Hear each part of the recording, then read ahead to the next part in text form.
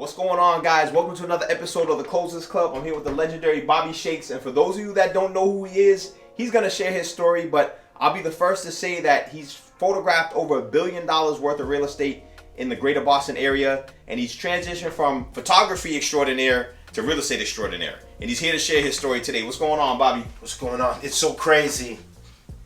During COVID, what was it? It was $200 million during COVID. Just during COVID alone that you photographed? Photographed. Gotcha. What were you? I don't want to put you. I know you interviewed That's me. all good. But what was your office that year? What's that? How much sales we did? Yeah. We did over $200 million that year. Jesus That was our biggest year ever. Christ. That was our biggest year ever. It was crazy, man. Yeah, we did a lot. You probably photographed. I know you photographed all my stuff. Yeah. And a bunch of my team member stuff as well. So Jesus. it was wild, man. But you did that. And you've always, over the years, kind of talked about getting into real estate, and you were curious about it, and kind of dabbling and kind of dipping your toe in and just exploring. But now you're officially doing fix and flips. This is your very first fix and flip, and it wasn't an easy one, man. You did a full gut over here. You drove it out the second floor to create some more space and everything else. And tell us a little bit about how you made that transition from photographer, videographer to real estate investor. So that was. Let's go way back. So we were running a nightclub downtown. We were also running a nightclub in Lynn. Plus we were releasing videos every week from the stuff we shot at 3Cs. Plus we were selling ads on the website. I'm going to be honest with everyone. I've lied to you for almost 25 years. BobbyShakes.com made $0 from photography and videography. Wow. $0. This is breaking news, folks. How we were able to make money was selling ads. Gotcha. So we were an advertisement company. I never told anyone that. All these young kids went out and bought cameras to do video work. Right. And now they ain't making no money. Like, how come I ain't making no money? Because we were selling ads. The model wasn't in the videography or photography at that time. What year was that? That was 1999 through up until today. Gotcha. We flipped to making money when we started working downtown. Because it is what it is. White promoters have their infrastructure. Black promoters don't.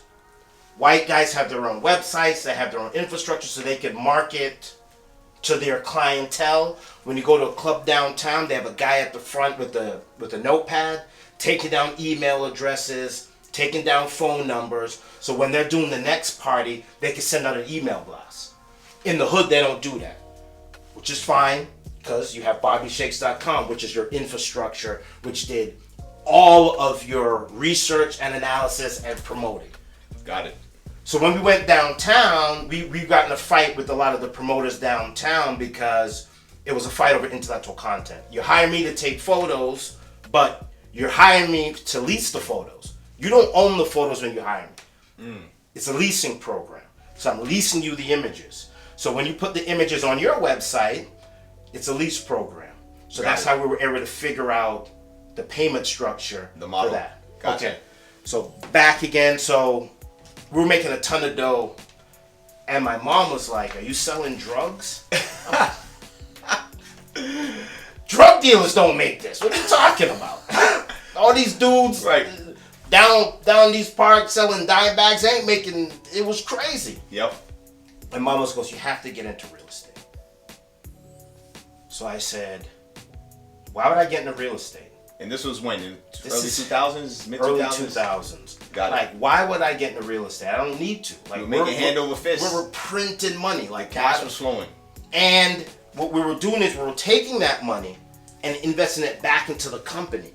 The website for the first 10 years was $1,800 a month. And just revenue. Think about that. Wow. That's market rent. Correct. For Absolutely. for $1,800 a month, that's what it cost us to keep the website up. Because we were streaming back then. So 1999, 2000, 2001, all the way up until the inception of the iPhone, which changed the game for us. You could come on to BobbyShakes.com and we were streaming music videos live. Wow. We tricked the record labels, because the record labels are dumb. The guys at Interscope, Def Jams. They had no clue, they had no foresight what was going on, right? They thought that MTV and BET was the platform. The end all be all. Yeah. I knew after 1986, MTV was no longer viable. Gotcha. So we tricked the record labels to give us music videos. And you were streaming those videos? We were streaming music videos on so you didn't need BET or cable television. Right. You log on to BobbyShakes.com and you could watch all the brand new videos. Crazy. It took the record label, I think, almost 20 years to figure out that streaming is, oh wow.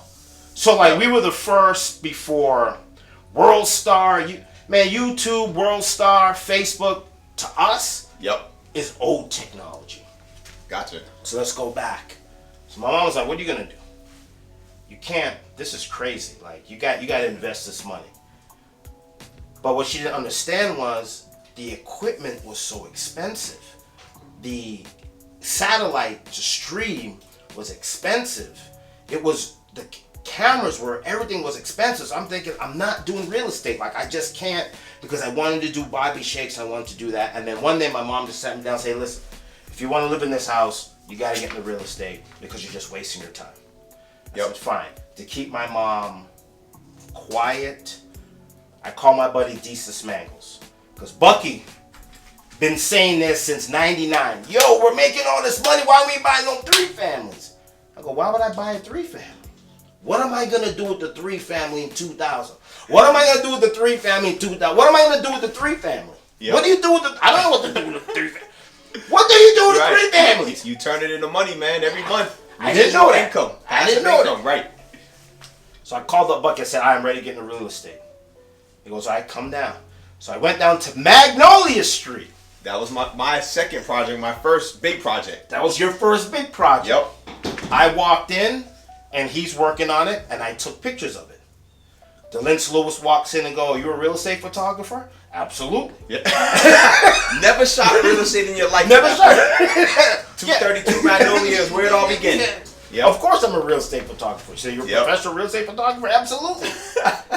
So I was shooting Bucky, your site, with a fisheye lens, sending the pictures to DeLynch Lewis. He looked at him and he said, what is this? I go, what? He goes, you can't shoot real estate with a fisheye lens, but that's the lens that I use for the club. Yeah. So he goes, you got a wide lens that doesn't look crazy? I said, yeah, I got an 18 mil. Yeah. He said, do me a favor, go back to Magnolia Street, reshoot it again. So I reshot it with an 18 mil. He liked it, hired me, met you, Eric. That was the beginning. That was the beginning of the journey. Beginning of the journey. That was so now 2009. 2009. Yep. So now we're shooting stuff. Wasn't as big because we were just all starting out. We're all just starting out. Yep. 2009. And so we shot all the way up to to COVID, and it was slow. Like it wasn't crazy. It wasn't like real estate photography for me wasn't something that I could live off of. I was still in the nightclub at that time.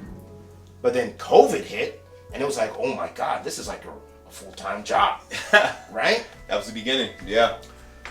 So watching you, Eric, and everybody else from 2009 to now, but really riding shotgun with you, I was all like, anybody can flip houses. Because I'm just 100%. Watching Robert Nichols do it, and it's like,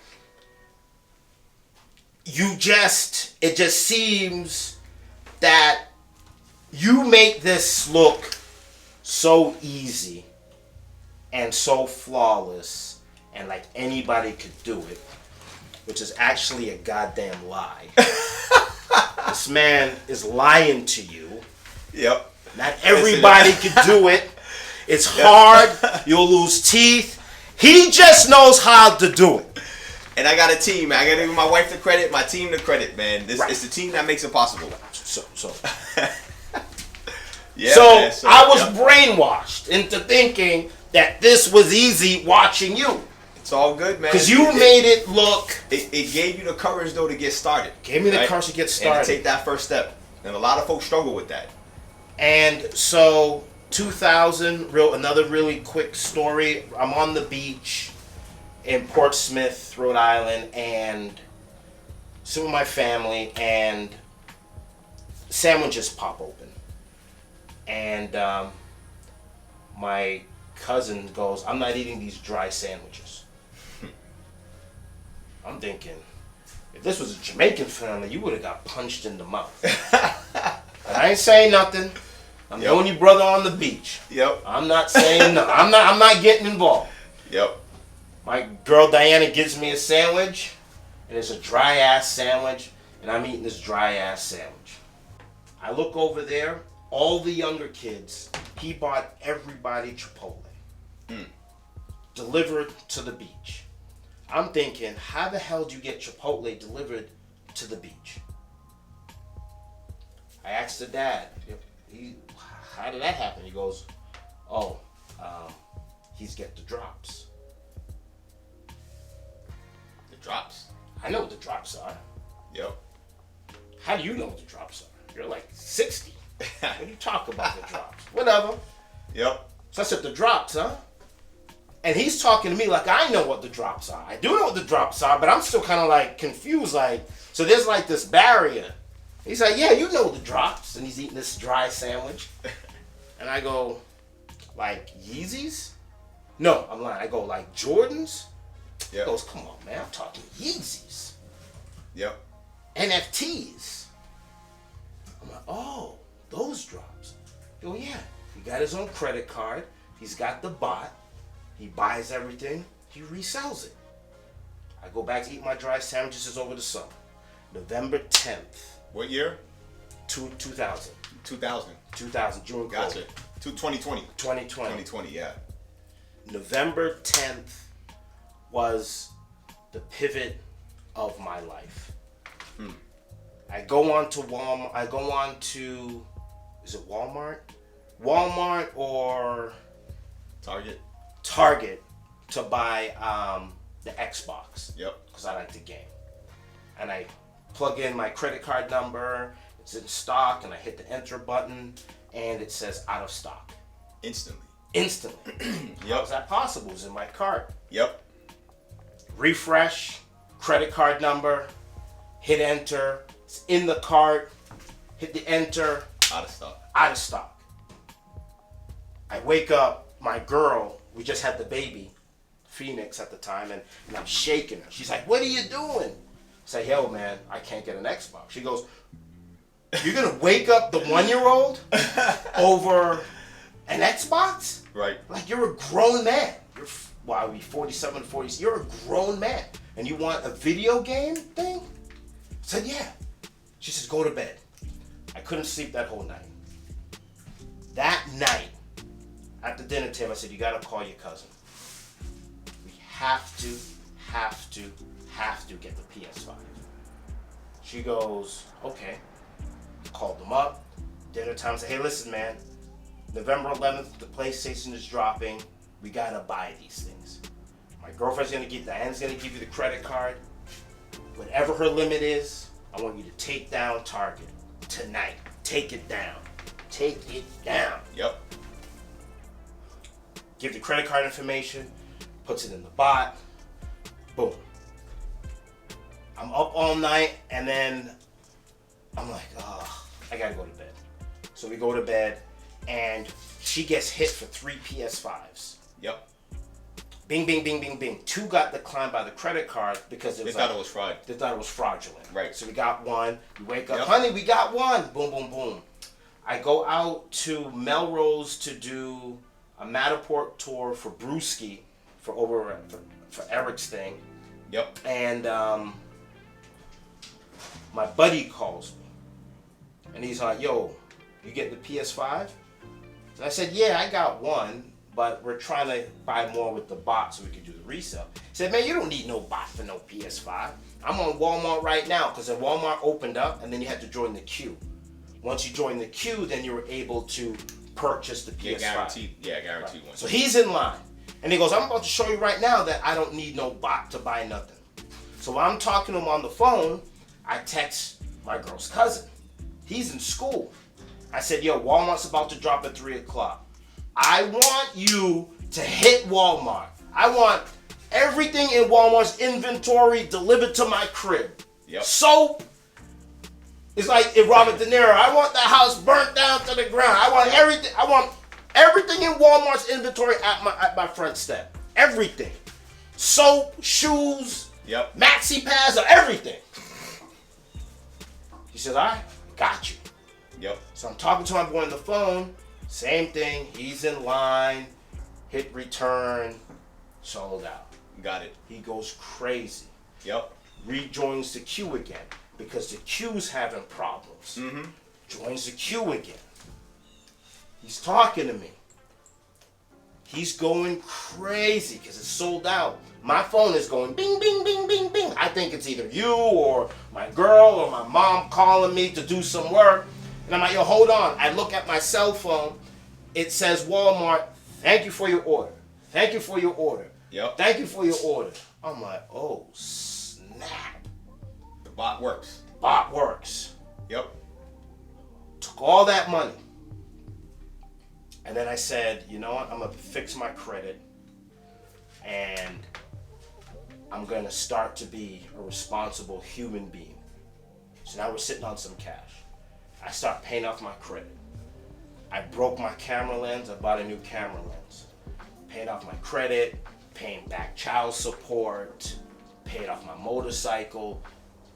And then that was it.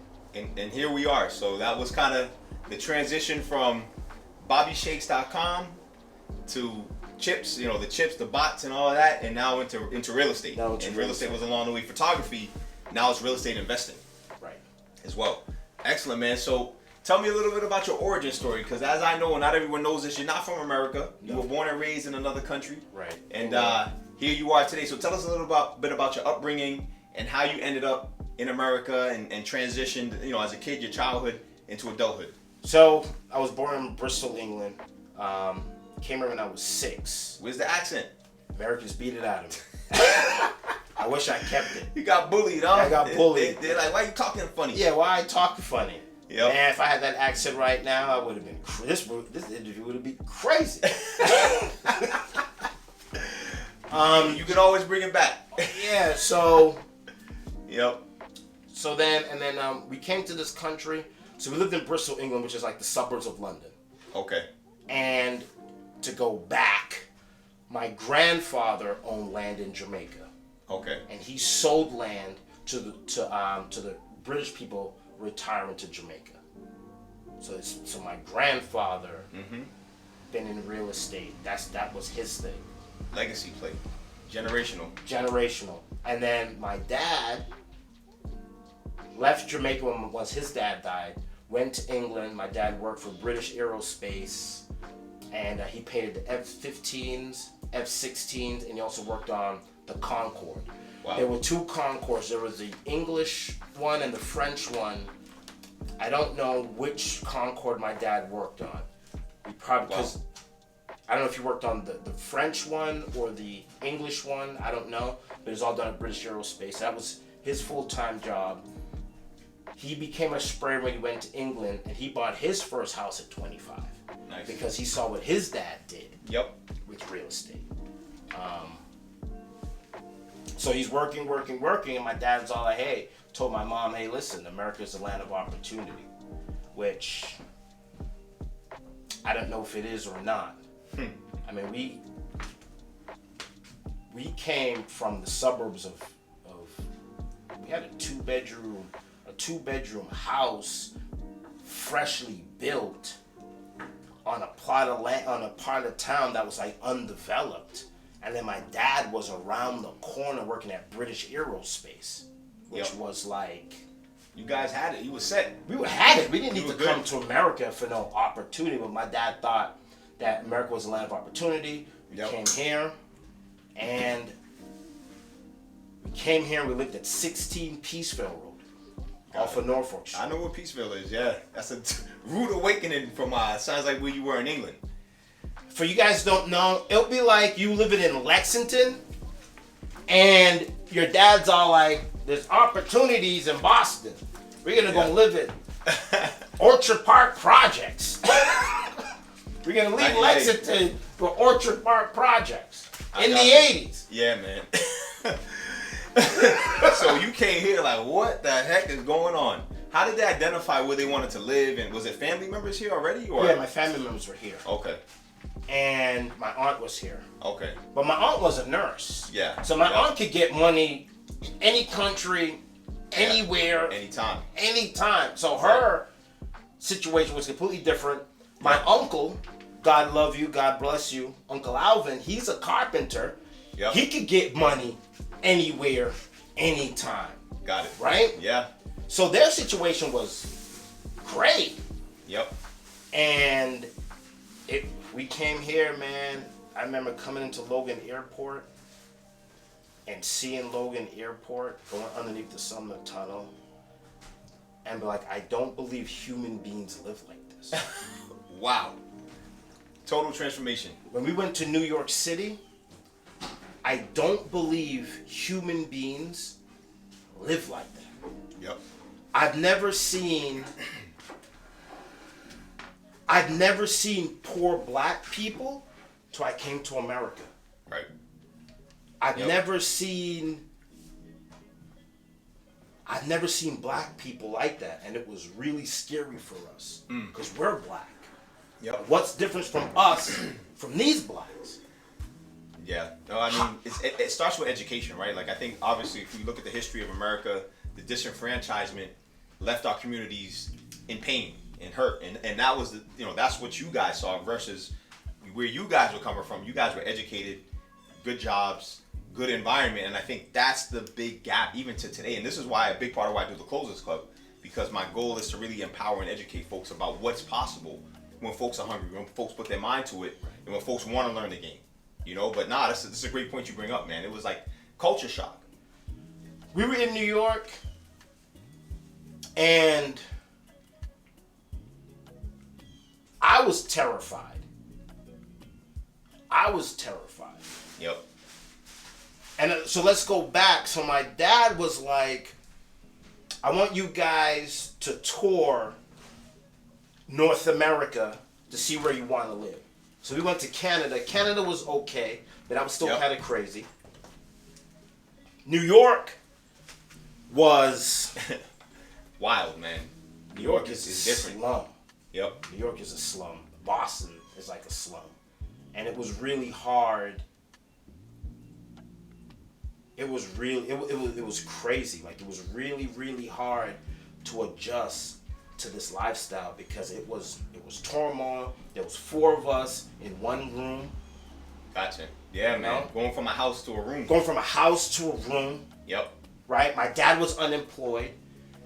Talking about economy, where we get this stuff. The same place where we got this stuff used to be where Star Market used to be. Right. My dad was bagging groceries. Man. At that Star Market on Wall Street. It's his first job. Wow. So from F-16s, F-15s, spraying, hanging out with like the Army, the Air Force pilots used to come over.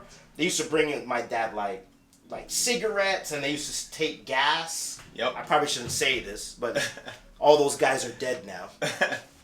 They used to take gas from America because gas was super expensive at that time in the 70s. So they would just have tons of gas drums on the aircraft carrier, and they would just like drop it. Here you go, and man. like, so we were like, it was amazing. Yeah, right, exactly. And we would give them like tea bags, and they would give us like gas, and it was like this is great. Like, like you're every time, because behind our house, this is crazy. So behind our house, there was the runway for British Aerospace. Yep. And like when a white pilot would come in and a black pilot, because all you ever saw was like white pilots from America. Mm-hmm. So you never saw. So when they saw, it was weird because there was black people at British Aerospace, but there were no black people in the Air Force. Right. So a funny joke was, so a white and a black pilot came to pick up, I think the F-15 or F-16, I don't know. And so where my dad, you take the engine out, you spray, put the engine back in, and then they test it, right? So white pilot gets in it, and he takes half the runway. Boom! Opens it up. And I remember as a little kid, like our house would like bend, like because the F-16s would come on, and it was crazy, man. I was seeing flyovers since I was like 4. Yep.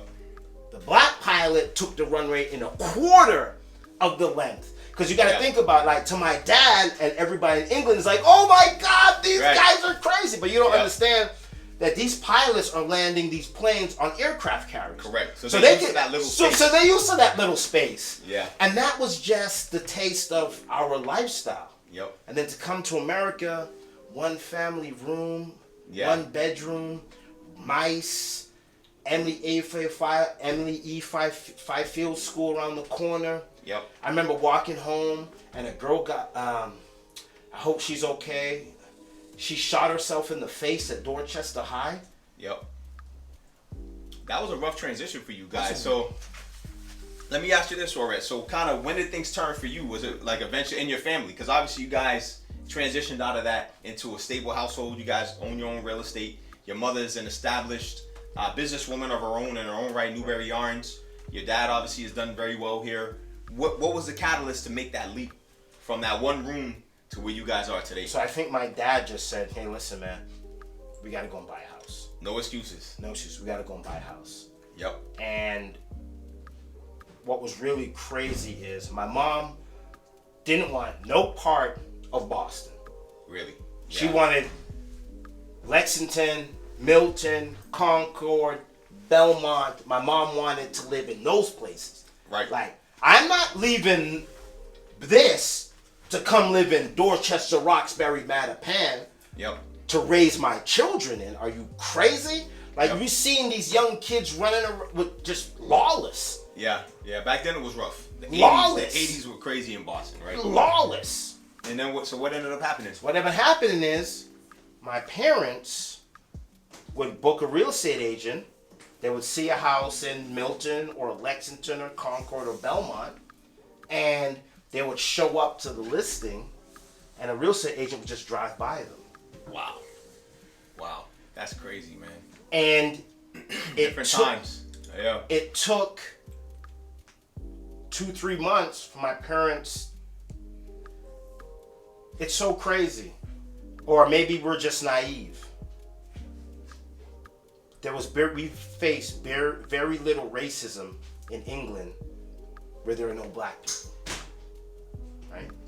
There's very little black people in it.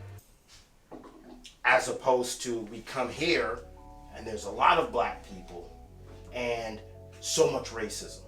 Gotcha. What's that? Redlining, right? Correct. Yep. Steering. Red line is with the bank. Steering is with agents kind of steering you away and really just blockbusting, all of that, negative talk about neighborhoods and, oh, this is better for you, that type of stuff. So you guys experienced that firsthand. You experienced it firsthand, and Milton was the last turning point where we're like, no. Yep. Because we were immigrants. How are these immigrants going to afford this? They didn't know that my dad, he was working at Stop and Shop, Star Market, but my dad was showing the rental receipts for the house he rented back out in England.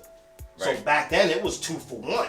Yeah, right, exactly. So my dad's money was stronger than yours. Yep. Because he's renting out he's making $3 here, but he's showing the deposits coming in for the rental property that we had in England because he rented out his house.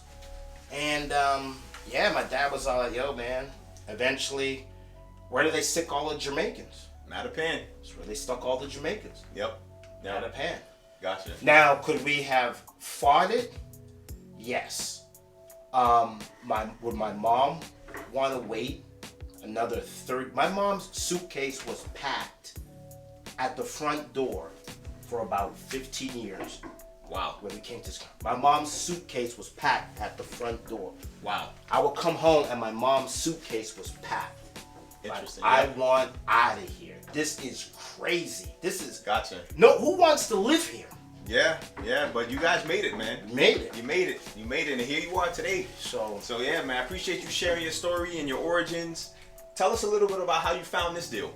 My mom. Now, what does your mom do now? She's a real estate agent. She got the fashion line, and she has the yarn store. Excellent. So like, man, Entrepreneur.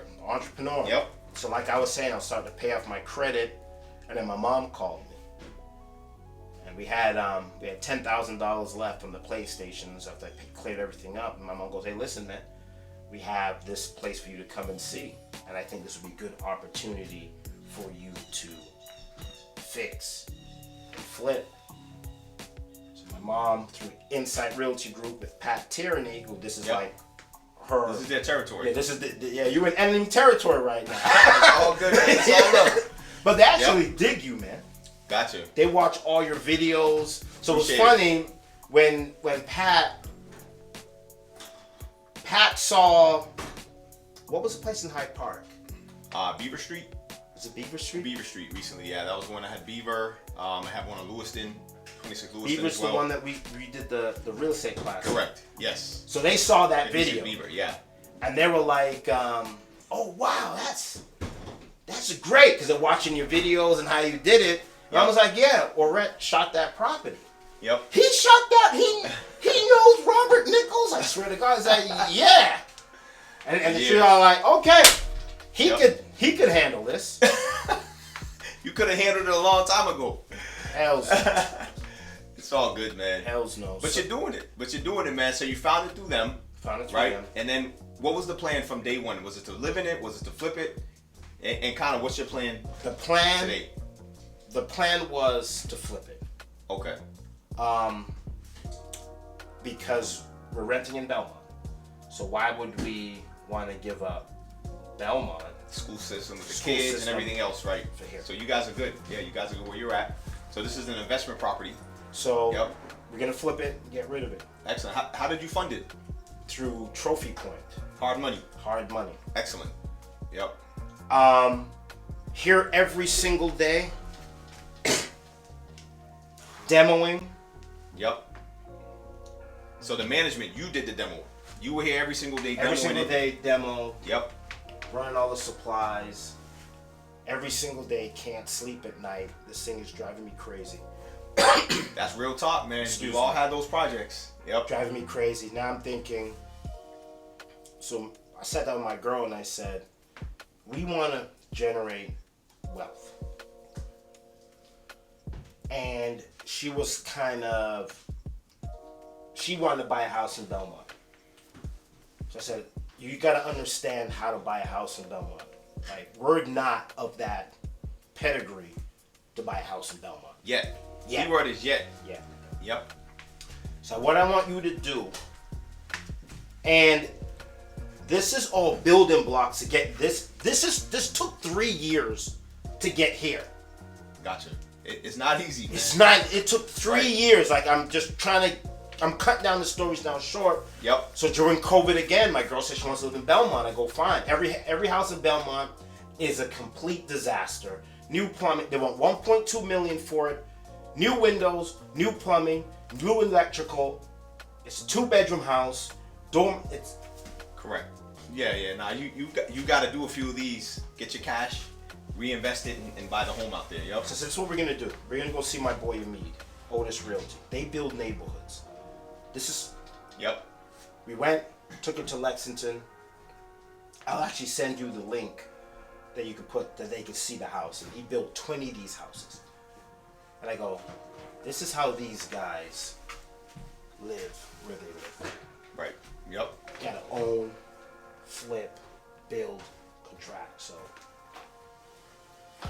it's been 3 years of, excuse me, putting this together.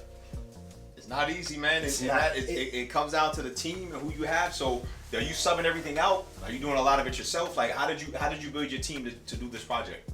I'm the luckiest man in the planet, and not too many people could do. Everybody could do this, but I have a cheat code. I have you, right? I have my mom, who could do all the analysis. Yep. Who she does? She knows how to do the math. My cousin Junior, who who knows how to do all this stuff. Bucky. Frank downstairs. Construction genius, Bucky. The electrician downstairs who's running from the camera.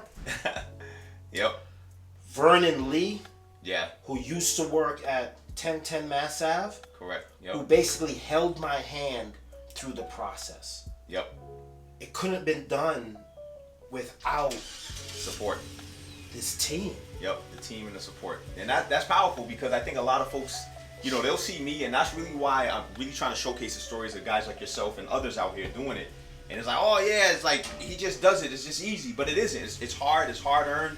I've been doing it a lot longer than most folks, and even still, I make mistakes. But at the end of the day, your story is very powerful to inspire folks that it's possible. All right, so I just want to recognize you for having the courage, man, to jump into this head first and figure it out on the fly and making something beautiful and amazing, man. So I definitely respect it and appreciate it. I mean, I see you did more than a gut here. You dormed out the second floor. Yes. You know what I mean? You put in LVLs, you put in new supports, you had structural changes, structural design. So this is a heavy lift for your first project, man. So like I said, a lot of folks would have thrown in the towel, but you're here, you're fighting, you're getting through it, and I can't wait to see the finished product, man. Me too. Yeah. Yeah. One important question I want to ask, and this is, I think, really powerful to allow folks out there to understand the game and really take that insight and pay it forward. Before you started this project, based on what you've learned thus far, if there's one thing you could have told yourself before you started it, what would it be?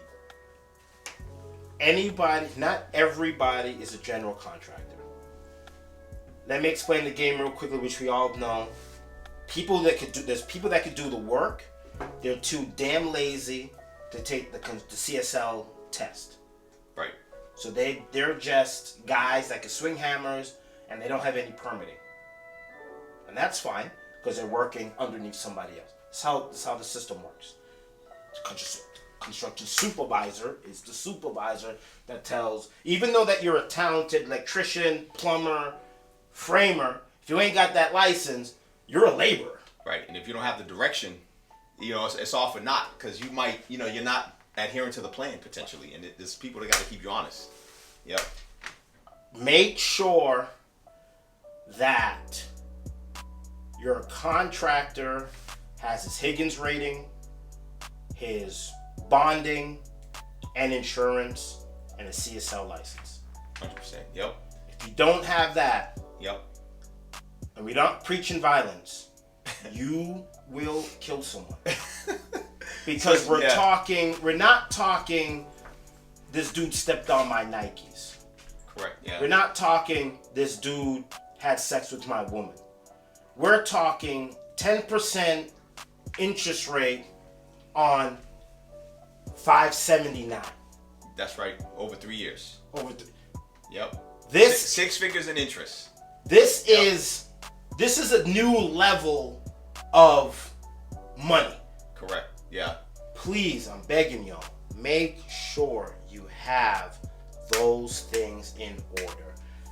Everything else will fall into place. Totally agree. Most of the most successful contractors I know, or, you know, obviously fix and flippers, developers, it's all about the team. So from the contractor, as long as their subs are good, you're gonna be good, right? As long as the contractor is not lazy, they come in, they do what they say what they do. There's a clear construction schedule, and then from there, you know, you as a developer hiring him to support your vision, right, it's gonna make your life a lot easier. And the most successful flippers, many of them, they partner with contractors as well, right, and form a partnership, and it keeps everybody honest. I was on a project a couple weeks ago with another developer here in Boston, Alex, who was also on the ClosersKlub, and that's really his methodology. He partnered with a really good group of guys who are GCs, a father and son team, and they just bang it out, and they're just going project to project to project. So I appreciate you sharing that, man. That's powerful stuff.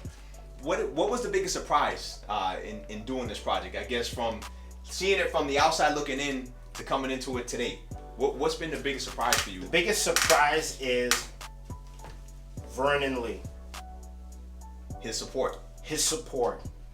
You go into a neighborhood and you look across the street and go, well, that guy has dormers. Why can't I have dormers? That house is 2 feet, 2 stories. Why can't my house be 2 feet, 2 stories? That house has an in-ground swimming pool in the front. How come my house doesn't? This person has this. How come I can't do it? Right. Right? Zoning. You got to read your zoning. Correct. Yeah. As you see here, I mean, this is perfect framing. This right here, the reason why this is 4 feet in, because we have to be 10 feet off that person's property line. Correct. So anything added on has to be in the setback, within the setback. Correct. So your setbacks, another thing. Right. So that's 6'3" feet from his property line on this side, right? Because this side is good, but we have to move the dormer in 4 feet to match that one over there. But it's these little things that just because your neighbor has it or they have it, you don't know if they went to the board. Yep. You don't know if their uncle is invented Boston, Massachusetts, and his people could do whatever the hell they want. Their grandfather did. You don't know. Yeah. You don't know what other people has gone through to do this building. Right. Yeah. Very true. So this is why we have this here, because we on the other side here, over there, we have to be over there is 6'3". Yep. Coming 4 feet. That's it. That's 10'3". You got it. Those are the things. That was the biggest surprise. Biggest surprise. Gotcha. Your FAR, your surface to air ratio. Yeah, floor to area ratio. Floor to area ratio. Footage to area ratio. Yep. So people say that. Yep. All of the zoning components. Yeah, which is it's great to learn. I mean, when you typically do your first fix and flips, guys, that doesn't come into play. But when you're doing a heavy lift like this is a big one for a first one, man. But you're learning curve is steep. But now, trust me, it's gonna pay dividends for your next. You know, it's definitely going to pay dividends because you're starting to get an understanding of the framework you got to bring when you come to doing a project. So, yeah, man, excellent. So, anything else you want to share? How can folks connect with you? So, you know, I know BobbyShakes.com. You're a real estate photographer. Are you still doing the photography? That's the big question. We're still doing the photography. Excellent. Still doing the photography. Yeah, you can hold on to. Yeah, we're gonna hold this asset. You're gonna hold this one. We want to hold it. Gotcha. So you hold it and rent it. You rent it because that's how you build wealth. That's right. That's right. Yep. We don't want to, because if we fix and flip it, we're giving. Let's say we sell this thing for. Let's say we sell it for $700,000. First offer $700,000. Great. They don't have to do anything in this building for 3 years. Correct. 3 years from now, what is the neighborhood going to be? It's probably going to be worth $750, $775, maybe $800. Correct. Yep. We're giving wealth to the people that's buying it. True. Everybody has made more money than me on this project if I flip it, right? Yep. Electrician, carpenter. I've had those projects, man. Yep. Absolutely. So you guys will hold it? We want to hold it. That's smart. Smart. And what's next? What's next for your real estate journey? What's next for the real estate journey is there any project bigger than this? Could there be a project bigger than this one? I'm gonna tell you something. This is crazy. No, I'm gonna tell you something. This is for everyone out there, right? Once you get into structural design, you get into zoning, it's the same at every scale. It's just a little bit more intense. I mean, you build on a skyscraper, that's a whole different thing, right? Because now there's just a lot more folks involved on a much bigger scale. But building 10 single families from the ground up is easier than this. Really? Absolutely. A single family build versus a rehab is harder because now you're retrofitting. Now you're trying to squeeze this in, squeeze that in. Whereas with new construction, once it's approved and permitted, everybody knows what they have to do. So you're just throwing it up. Right. There's none of this on the fly, figure it out in the field type of stuff. You know, it's very, very clean, very easy. And there's not a lot of going back to zoning and I got to get relief for this or long form, short form. It's just a very straightforward path. So that's what I want to share with you as a developer coming up and a real estate investor coming up. This was a heavier lift than you probably anticipated, but it's preparing you to honestly jump into new construction. And like I helped someone else do their first flip, Noah, who I interviewed, and he jumped from his first fix and flip right to new construction because he realized, he's like, man, I learned so much on that first one. Right. It was a heavier project as well, that the next thing for me is to do new construction. You know, so I mean, trust me, it doesn't get harder than this when it comes to single family new builds. It's actually a little bit easier. Okay. And a lot of folks don't realize that. Yeah, and then working in Boston is also very difficult, just with the zoning and trying to get through the permitting process. There's a lot of layers to it, so you really got to know what you're doing. But at the end of the day, man, you're figuring it out, you're making it happen, and that's what it's about. Not quitting, right? That's what they say the key to success is how long can you endure the pain? You know, if you can endure the pain long enough, your success is on the other side of it. Yeah, it's a lot. I don't know what the hell I'm doing. Hey, man, you're doing great, though. You're still here showing up every day. And just keep punching. That's it, man. So what's the website, social media? How can folks connect with you, man? So Shakes is Live is my new venture. Shakesislive.com? Shakesislive.com. Okay. So I like to say that me and dancehallreggae.com is the grandfathers of streaming technology. So Gotcha. I'm returning, which a lot of people don't know, I'm returning Bobby Shakes back to its 1999 inception. Gotcha. The roots of BobbyShakes.com were a streaming company. Shakes is Live is the new platform. So what can you find on there? So What's the basically, programming like? so we'd love to have some of your stuff stream live on cool. Sounds good.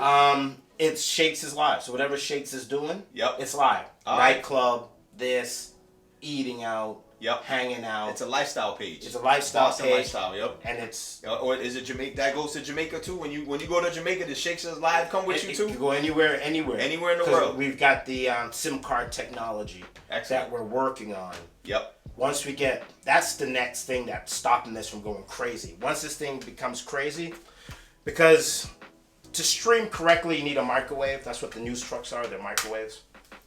You can do Facebook Live, but as we all know that it's spotty. YouTube Live is probably the most stable out there. Right. We're developing a technology that's more stable than YouTube. Wow. Nice. Gotta understand though, it's gonna be more stable than YouTube because it's only gonna have 3 or 4 people on the platform. Correct. Yeah, exactly. Yeah. It's YouTube is billions of people doing their thing. Right. But we will have probably the most stable network in the world. 0 latency, 0 drop frames. I love it. So Shakes is Live. You could go and look at it. And why is it Shakes is Live? Appreciate it, man. Well, I definitely want to recognize you for your pioneering work in the photography space, the streaming space, for your courage to jump into this game, to be transparent and really drop gems and share your story to really inspire others, man. Appreciate it, man. Good stuff. Hey, listen. On to the next one. Don't watch this video, get any ideas. So we'll kick your ass. That's a wrap. That's a wrap. Take care.